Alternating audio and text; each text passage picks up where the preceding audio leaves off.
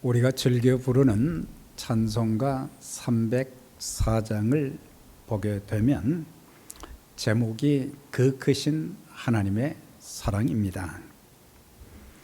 그런데 본래 이 찬송시는 주후 1050년경에 아랍어로 기록된 찬양시였는데 1917년에 미국의 프레데릭 레만 목사가 영어로 시의 일부를 고쳐서 번역을 했습니다. 특별히 거기 3절의 말씀 보면 우리 지금 사용하는 찬송가는 하늘을 두루마리 삼고 바다를 먹물 삼아도 한없는 하나님의 사랑 다 기록할 수 없겠네, 그렇게 돼 있잖아요. 그런데 그때 당시는 하나님의 크신 사랑, 능력은 말로 다 표현할 수 없네. 하늘 전체를 양피지로 삼고 땅 위의 모든 초목을 붓으로 삼아 온 세상의 물을 다 잉크로 하여 온 인류가 필기사가 되어 죽을 때까지 써도 다 쓸 수 없네.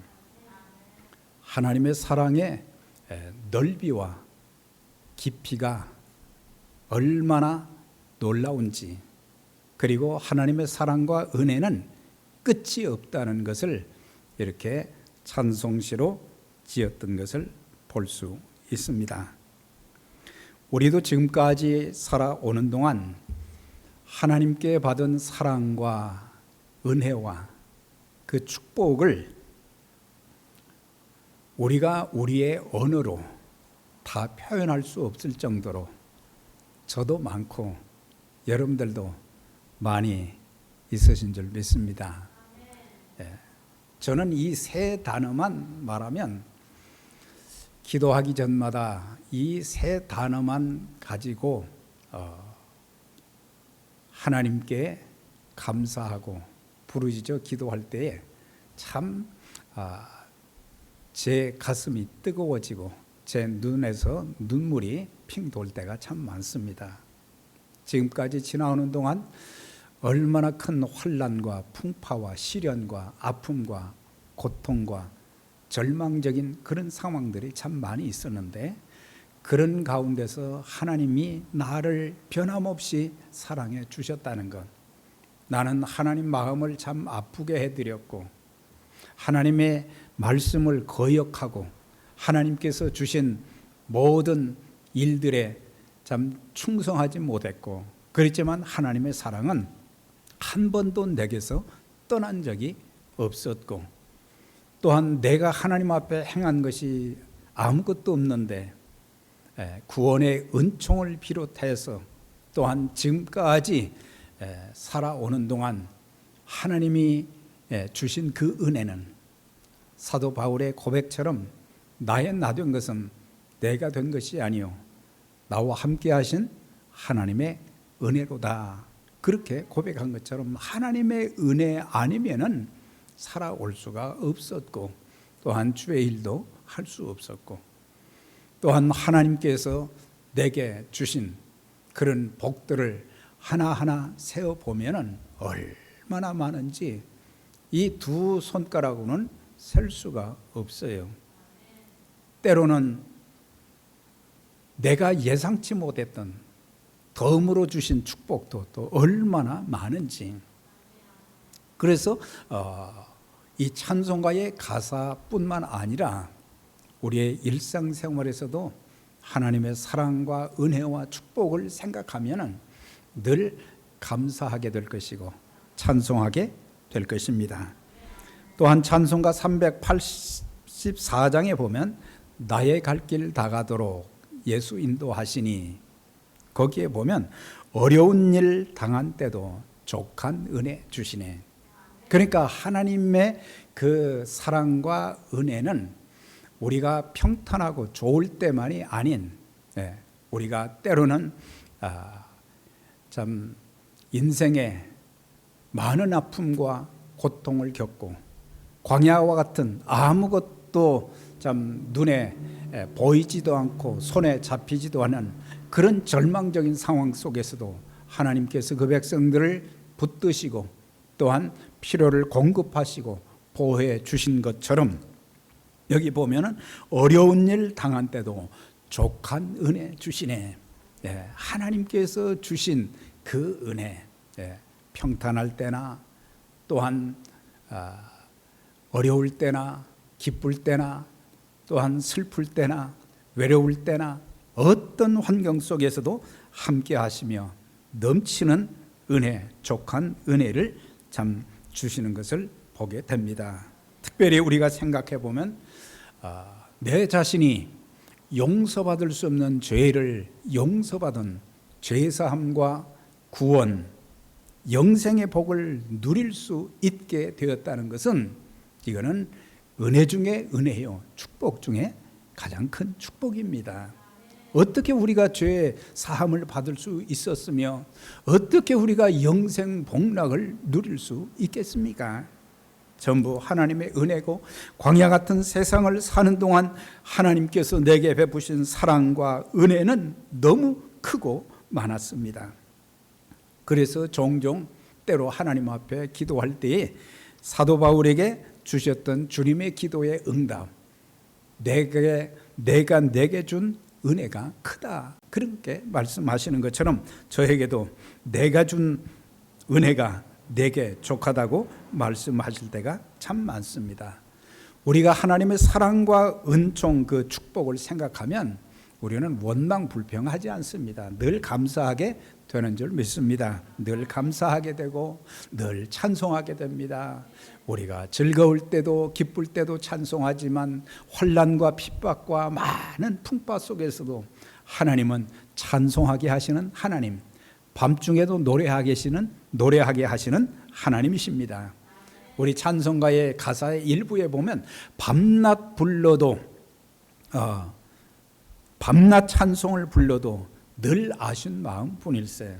하나님의 사랑과 은총과 축복을 깨달은 사람들은 늘 찬송하면서 그 찬송 불러도 그게 말이죠, 싫지가 않고 늘 부르고 싶고 사모하고 그 찬송가의 가사를 통해서 하나님이 나에게 말씀하시고 나에게 또한 은혜를 주시고 나에게 또 장래의 소망을 불어넣어 주시는 그런 일들, 이 은총과 축복을 깨달으면 우리는 늘 기도하게 됩니다. 내 힘으로 살려고 하지 않습니다. 하나님의 손길이 아니면 나는 살 수가 없다면서 늘 이제 하나님께 기도하게 되고, 이 은혜를 깨닫지 못했을 때는 늘 교만했어요.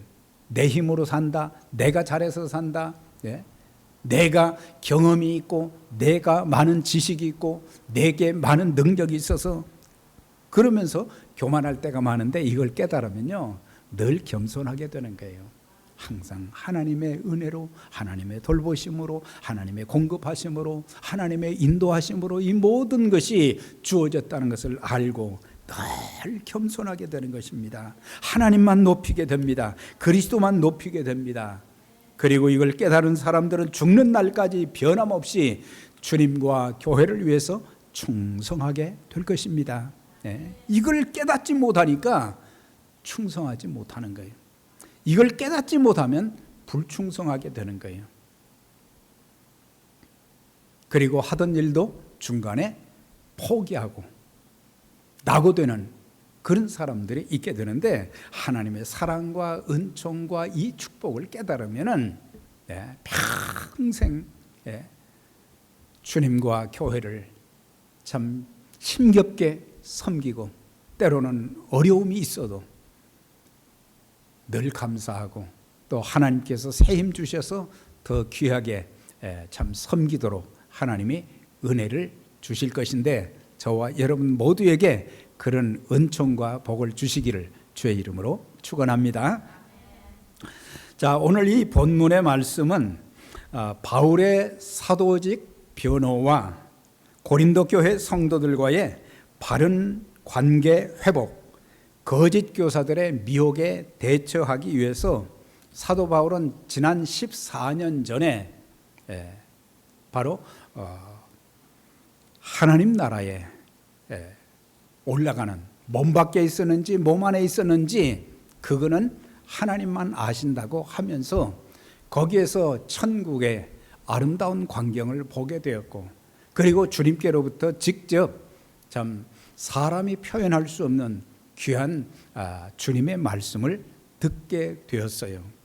그런데 그것을 14년 동안 가두어 두었다가 왜 이제 자기가 받은 환상과 계시를 말하게 되었는가? 무익하나마 내가 부득불을 자랑하노니 주의 환상과 계시를 말하리라. 자랑은 별로 유익하지 않다는 거죠. 또한 어쩔 수 없이 내가 자랑하고 싶어서가 아니고 거짓 교사들이 사도 바울과 성도들과의 관계를 갈라놓고, 또 사도 바울은 참 사도가 아니다, 거짓 사도다, 막 그렇게 비판하고, 그러다 보니까 교회가 파당을 짓게 되고 교회가 교회의 아름다움을 회복하지 못하고, 그런 상황 가운데 있을 때 사실 사도 바울이 고린도 교회를 세울 때 참 어려운 가운데 세웠거든요.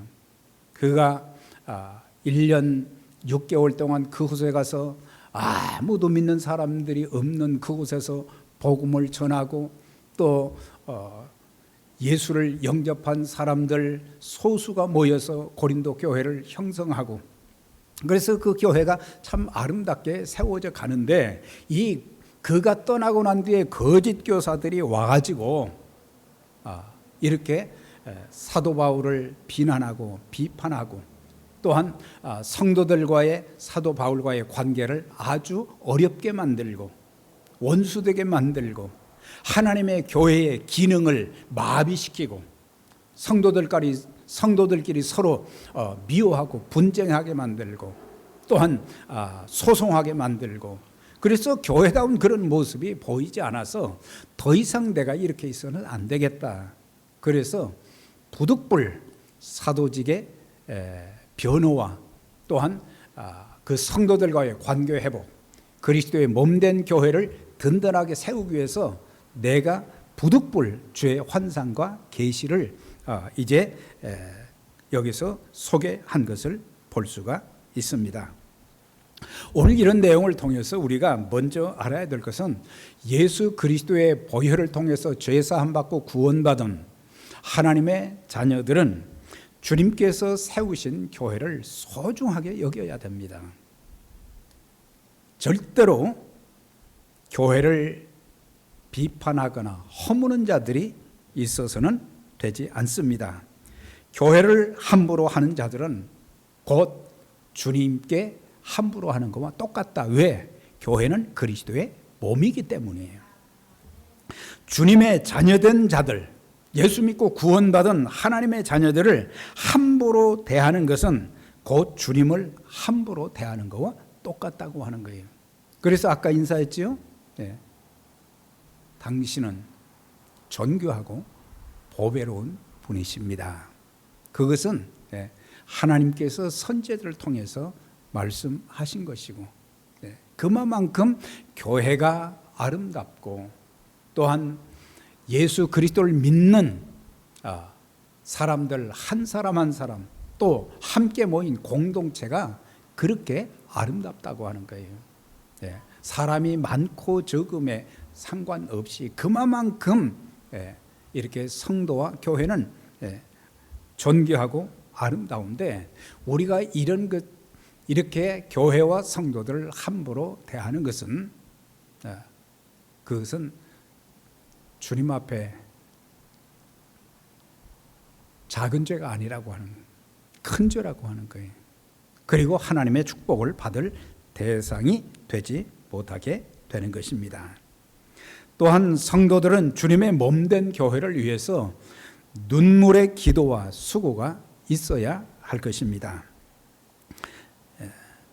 교회를 위한 기도와 수고의 흔적이 있어야 합니다. 내가 섬기는 교회를 이제 출석 정도가 아니라 눈물로 기도하고 참 섬기는 가운데 그 기도와 수고의 흔적이 있어져야 됩니다. 우리가 때로 교회를 섬기다가 보면 오해를 받을 때가 많아요. 때로는 비난을 받을 때가 참 많아요.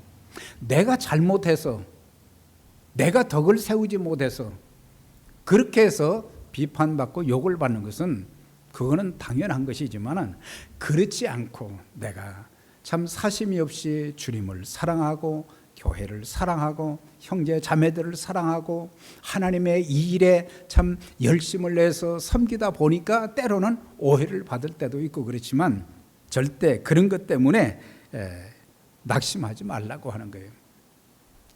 오히려 그런 고난과 핍박이 있을 때 내가 주님의 고난에, 십자가에 동참한다는 것을 알고, 하나님 저에게 이런 은혜도 주셔서 감사합니다, 감사하고, 또 쉽게 나 못하겠습니다 포기하고 집어던지는 것이 아니라 오래 참아가면서 인내하면서, 그러면은 하나님이 성령님을 통해서 우리 마음을 주장해 주시고 성령의 충만함과 능력을 주시고 하나님의 기쁨과 하늘의 소망으로 함께해 주시고 내가 하는 일을 하나님이 형통케 만들어 주시는 거예요. 그래서 여러분들 인내가 필요해요. 인내가 필요한 거예요. 성령의 열매 중에 오래 참음이라는 게 있잖아요. 많은 사람들이 참지 못하는 거예요. 어려운 일이 숱하게 많지요. 여러분들 사람들에게 다 지금 표현할 수 없잖아요. 그렇지만은 전능하신 하나님 앞에 참 내 모든 처한 현실을 내어놓고 기도하면 하나님께서 은혜 주시고, 때로는 당장은 아니지만 또 계속 기다리고 기도하고 기다리면은 하나님이 더 크고 놀라운 것으로 채워주시는 줄 믿습니다. 그래서 이제 찬송가 208장에 보면 이런 가사가 있어요. 1절에 내 주의 나라와 주 계신 성전과 피 흘려 사신 교회를 늘 사랑합니다. 여러분 동의하십니까? 피 흘려 값주고 사신 교회를 늘 사랑합니다. 3절에는 이 교회 위하여 눈물과 기도로 내 생명 다하기까지 늘 봉사합니다. 아멘이십니까? 저것도 우리가 하나님의 사랑과 은총과 축복을 깨달았다고 하면은 우리가 그냥 예배 순서에 따라서 부르는 그런 찬송, 노래가 아니라 이 찬송을 부르면서 주님, 제가 에베네셀 선교교회를 위하여 눈물과 기도로 내 생명 다하기까지 늘 봉사하겠습니다. 하나님이 얼마나 기뻐하시겠습니까? 또 한 가지는, 우리는 사도 바울이 자기가 받은 주의 환상과 계시를 말한다고 했는데, 이 계시의 수단에 대한 바른 이해가 있어야 할 것입니다. 사실 하나님의 계시의 수단을 세 가지 정도로 구분할 수 있는데, 구약시대 때 보면 꿈과 환상을 통해서 많이 하나님이 일하셨어요.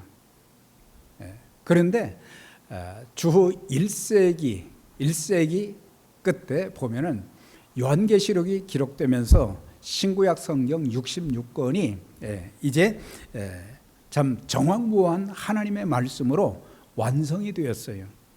그래서 우리가 신앙의 기준과 표준은 바로 신구약 성경 66권 이 말씀이에요.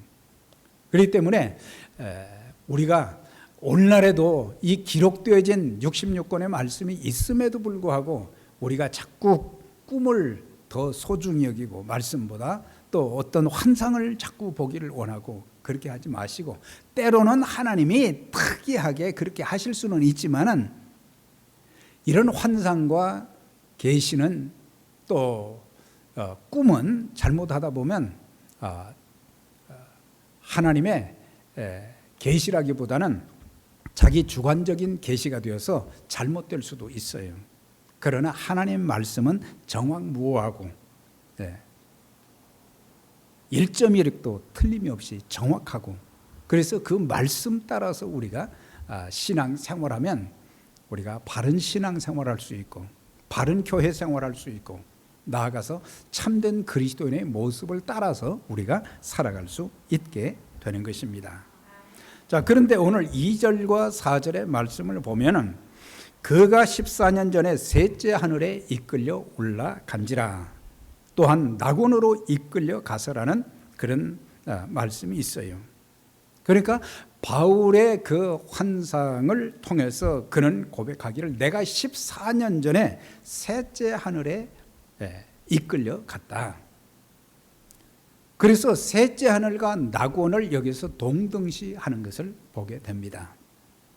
그런데 자세하게 설명은 할 수 없고, 여기서 중요한 것은 셋째 하늘은 주님이 계신 천국을 말하는 것이고, 또한 낙원도 천국의 개념으로 우리가 이해를 해야 되는 거예요. 어떤 해석자들은 이제 예수 믿는 사람들이 죽으면 낙원으로 간다, 그리고 그리스도께서 재림하시는 그때까지 거기서 대기하고 있다가 나중에 그리스도께서 오실 때 거기서 죽은 자들이 살아나고 살아있는 자들 홀연히 변화돼서 천국으로 들어간다. 그런데 그거는 성경적인 해석이 절대 아닙니다. 천국과 지옥의 중간지대는 없습니다. 로마 카톨릭에서는 천국과 지옥의 중간을 연옥이라고 표현을 하고 있어요. 그거는 성경적인 내용이 아니기 때문에, 어쨌든 여기 보면은 이제 우리가 사도 바울이 간 곳이 어디냐? 그건 주님이 계신 천국이다. 어떻게 해서 천국입니까? 천국은 하나님이 계신 곳이고 주님이 계신 곳이 천국인 거예요. 물론 천국의 아름다움도 있지만은 제일 중요한 것은 하나님의 나라라고 그러잖아요. 그러니까 하나님이 계신 곳이다. 그리스도께서 계신 곳이 바로 주님 나라. 그런 개념으로 우리가 이해를 하면서 사도 바울은 천국의 성령의 강권함을 통해서 이끌려가서 영광스러운 천국의 아름다운 모습을 보게 됐어요. 그리고 주님께로부터 직접 받은 말씀을 사람의 언어로는 다 표현할 수 없는 말씀을 들었어요. 사람이 가히 이르지 못할 말이로다. 그래서 그는 14년 동안 천국을 보았고 주님께로부터 직접 말씀을 받았어도 14년 동안 그걸 마음에 담고 있었고, 두 가지 이유 때문에, 첫째는 자기가 그런 정도의 참 복을 받았기 때문에 사람들에게 나는 천국을 보았다 이렇게 자랑하면서 교만할까 봐서, 그리고 다른 하나는 다른 성도들이 자기와 같은 똑같은 이런 체험을 하지 못했기 때문에 전혀 이해할 수 없는 거죠. 그래서 그는 14년 동안을 숨겨두고 있었는데 이 거짓 사도들이, 거짓 교사들이 교회에 들어와 가지고 이렇게 관계를 깨트리고, 또한 교회를 이렇게 자꾸 갈라놓고 하나님이 주신 사명을 감당하지 못하게 하니까 사도직의 변호와 그 다음에 관계 회복을 위해서 그가 이제 내가 14년 전에 이렇게 셋째 하늘에 올라갔었다, 그러면서 자기 체험을 여기서 이제 소개하고 있는 것을 보게 되는데, 그런데 보면 사도 바울은 항상 이 주어를 쓰지 않았어요. 내가 그렇게 하지 않았어요. 그리고 여기에서도 한 사람이라고 그랬어요. 그리고 그가 3인칭을 사용한 것을 볼 수가 있습니다. 이것은 한마디로 요약하면 사도 바울이 그만큼 겸손한 사람이었다는 것을 알 수가 있어요. 은혜 받은 사람, 하나님 사랑을 깨달은 사람들, 축복을 받은 사람들, 하나님의 돌보심과 인도하심, 공급하심을 받은 사람들은 내 힘으로 산 것이 아니구나, 이걸 알고 항상 하나님만 높이게 되는 거예요. 자신은 낮추는 거예요. 그래서 나는 흔적이 없어야 되는데 자기가 그렇게 경험을 해놓고도 자기라는 말을 쓰지 않은 것은 그만큼 그가 겸손한 사람이었다.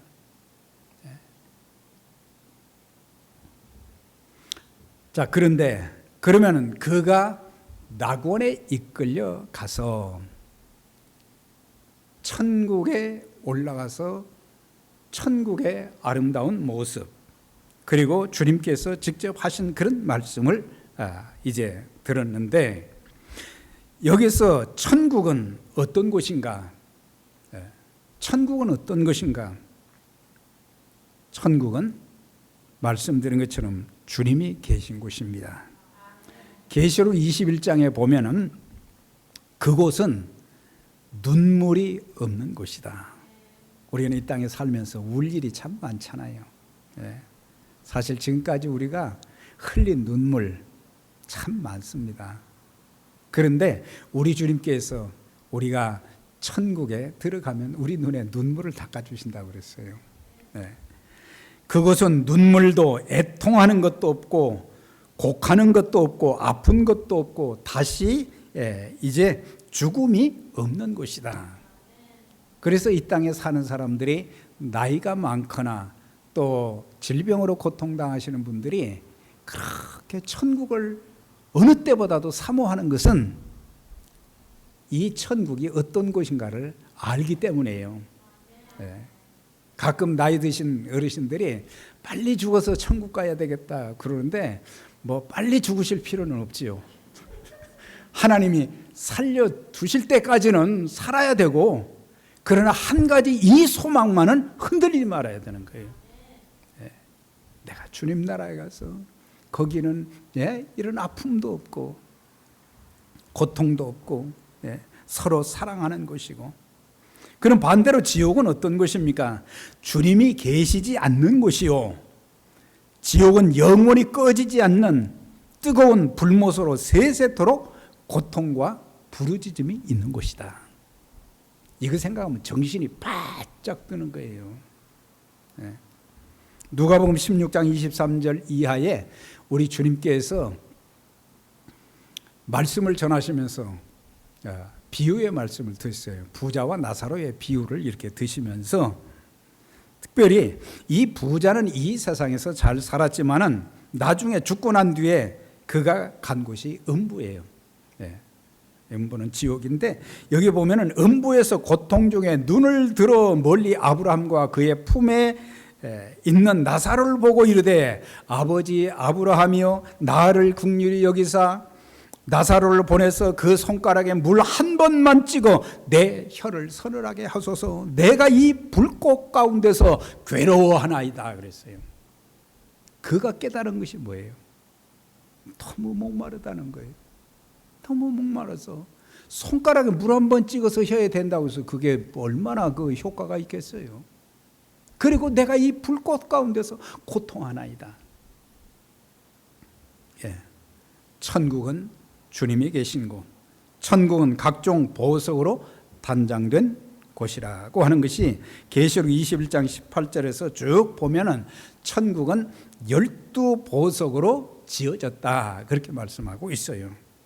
자, 그래서 12보석에 대한 세 가지 이제 말씀을 우리가 이해해야 될 것입니다. 하나는 우리가 장차 가는 천국은 사람이 가히 알지도 못하는, 깨닫지도 못하는 12보석으로 지어진 하늘의 집이다. 그걸 문자 그대로 우리가 이해할 수도 있고, 또 한 가지는 이것은 12보석으로 단장되었다는 것은 세상의 그 어떤 보배로나 언어로는 다 설명할 수 없을 만큼 천국은 하나님의 영광과 거룩함이 충만하다고 하는 거예요. 하나님의 영광과 거룩함이 충만하다고 하는 그런 의미가 되기도 하고, 또 한 가지는 예수 그리스도의 피로 구원받은 성도들을 상징하는 거예요. 그래서 우리 모든 예수 믿고 구원받은 사람들은 보석, 보배와 같은 존재들이다. 보석과 같은 존재들이라고 하는 거예요. 우리는 보석은 참 조심스럽게 다루고 아끼고 귀하게 여기잖아요. 예수의 피로 구원받은 하나님의 자녀들은 정말 소중한 보배로운 보석과 같은 그런 존재들인 거예요. 예. 우리의 육체가 병들고 많이 배우지 못했고 물질의 어려움 가운데 산다 할지라도 항상 성경은 또한 주님께서는 우리에게 말씀하시기를 너는 여전히 존귀하고 보배로운 자다. 이사야 43장에도 그 말씀을 하셨어요. 선지자를 통해서 이스라엘 백성들을 향해서 선택받은 그들에게 내가 너희를 보배롭고 존귀하게 여기고 사랑하였다 그랬어요. 그만큼 하나님의 택한 백성들의 고귀함을 가리키는 거예요. 우리가 이 땅에 살면서 믿음의 가족들을 이렇게 귀하게 여길 줄 알아야 돼요. 첫째는 주님을 귀하게 여겨야 될 줄 알고, 둘째는 그리스도의 피로 값주고 사신 내가 출석하고 섬기는 교회를 참 귀하게 여겨야 돼요. 네. 아멘 소리가 아까보다는 작네. 네. 교회가 그렇게 귀한 곳입니다. 네. 교회가 초라하고 건물이 초라하고 사람들이 유명한 사람들이 없고 그렇다고 해서 교회가 초라한 게 아니에요. 그리스도께서 계시기 때문에, 그리스도께서 세우셨기 때문에 존귀하고 보배로운 것입니다. 자부심을 가져야 돼요, 우리가. 그리고 예수를 구세주와 주님으로 믿는 성도 한 사람 한 사람이 그만큼 귀하다고 하는 거예요. 천국은 어떤 곳입니까? 하나님의 위로와 상급이 있는 곳이에요. 계시록 21장 4절에 모든 눈물을 그 눈에서 닦아주시니 다시는 죽음이 없고 애통하는 것이나 곡하는 것이나 아픈 것이 다시 있지 아니하리니 처음 것들이 다 지나갔음이라 그랬어요. 네. 우리 주님께서 우리를 영접하시고 우리가 흘리는 눈물을 닦아주시고 우리의 마음의 기쁨과 감사로 찬송으로 덧입혀 주시고, 그리고 언젠가 우리가 주님 앞에 설 때에 주님을 위해서 땀 흘려 수고한 희생의 그런 수고들을 다 기억하시고 상급으로 갚아주시는 그런 날이 반드시 오게 되는 거예요. 구원은 행위가 아닌 은혜이지만 상급은 믿음을 가진 자들의 행함에 따라서 주어지는 거예요. 천국에는 오직 어린 양의 생명책에 기록된 자들만 들어가리라. 생명책에 기록된 자들, 누구든지 생명책에 기록되지 못한 자는 불못에 던지우리라 그랬거든요. 확실한 것은 예수 믿은 자들, 그리스도께서 내 죄를 대신해서 십자가에 죽으시고 또한 우리에게 영생을 주시기 위해서 다시 살아나셨다고 하는 그 사실을 믿고 내가 받아들일 때에 죄사함과 구원이 우리에게 주어지고 주님이 우리와 임마누엘 하시고 그리고 천국 가는 그날까지 우리의 삶을 참 이끌어 주시고 보호하시고 축복해 주시는 그런 은혜가 있는 거예요. 그렇기 때문에 여러분들, 여러분 자신과 여러분들의 부모님, 여러분들의 자녀들은 어디에 갈 것 같습니까? 모든 부모님들, 모든 가족들 다 예수 믿고 천국 가게 되시기를 주의 이름으로 축원합니다. 또한 이 땅에 사는 동안 몸으로 은사와 재능으로 물질과 직분을 가지고 주님의 복음과 교회에 위해서 충성하게 되면 그날에 주님께서 착하고 충성된 종이라고 칭찬해 주시고 면류관을 세워주시는 그런 날이 반드시 오게 될 것입니다. 성경에 기록된 면류관들을 보니까 의의 면류관, 생명의 면류관, 기쁨과 자랑의 면류관, 썩지 않을 면류관, 영광의 면류관, 시들지 않는 면류관, 금 면류관이 있는데 우리 모두 하나님의 사랑과 은총과 축복을 기억하면서 하나님께서 주신 그 복을 따라서, 하나님이 주신 그 직분과 사명을 따라서 충성하다가 우리 주님의 영접을 받을 뿐만 아니라 그날의 주님께로부터 칭찬과 상급을 받는, 그리고 우리 온 가족들이 다 구원받고 대대로 믿음 생활 잘해서 하나님 앞에 아름답게 쓰임받는 여러분들과 여러분들의 후손들, 그리고 주님의 몸된 에베네셀 선교교회가 되시기를 주의 이름으로 축원합니다. 하나님 아버지 감사합니다. 오늘도 저희들에게 주신 말씀 기억하고 하나님께서 우리를 얼마나 사랑해 주셨는지, 얼마나 크신 은총과 복을 주셨는지를 기억하면서 겸손한 마음으로 믿음 생활하게 하시고, 겸손한 마음으로 주님과 교회를 충성되이 섬기게 해 주시고, 그리고 하나님께서 주신 직분을 가지고 하나님의 교회를 든든하게 세우며 세계 만방의 그리스도의 복음을 증거하고 영혼을 구원하는 일에 아름답게 쓰임받는 우리 모두 되게 하시고, 또한 저들과 저들의 모든 후손들 대대로 믿음 생활 잘하고, 또한 이 땅에서 하나님께 복을 받고 쓰임받다가 모두가 다 천국으로 참 입성하는 주님의 영접과 천군 천사의 영접과 또 먼저 하나님 나라에 와 있는 구름대 같은 많은 성도들의 영접을 받고 주와 더불어 영원한 삶을 하나님 나라에서 누리는 그런 축복을 가지고 살기 원하는 귀한 믿음의 가족들, 우리 하나님 붙들어 주시고 축복하시고 사용해 주옵소서. 예수님의 이름으로 기도하옵나이다. 아멘.